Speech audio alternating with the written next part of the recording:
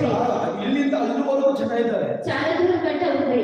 ಅದು ದೇವರ ಅದ್ಭುತವಾಗಿ ನಡೆಸುತ್ತದೆ. అయితే దేవుడు అద్భుతంగా నడిపించింది. దేవుడు వాక్యం చెప్తుంది. ಆತನಲ್ಲಿ ಜೀವ ಇತ್ತು. ఆతనిలో జీవం ఉంది.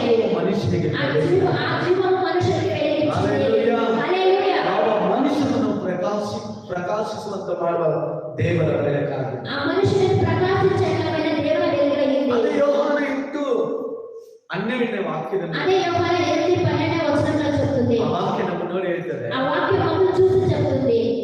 ನನ್ನನ್ನು ಅನುಸರಿಸುವವನು ಕತ್ತಲೆಯಲ್ಲಿ ನಡೆಯದೆ ಜೀವ ಕೊಡುವ ಬೆಳಕಿನಲ್ಲಿ ನಡೀತಾನೆ. ನನ್ನನ್ನು ಅನುಸರಿಸುವವನು వెలుగులో నడుస్తాడు అని.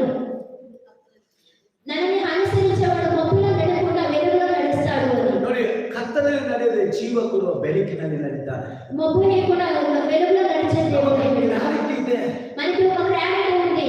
ನಮಗೆ ಡೌಟ್ ಆಗ್ತದೆ, ನಿಮ್ಮನ್ನೆಲ್ಲ ನೀವು ಒಂಥರ ನೋಡೋದರಿಂದ ನಿಮ್ಗೆ ಕ್ಲಾರಿಟಿ ಇದೆಯೋ ಇಲ್ಲ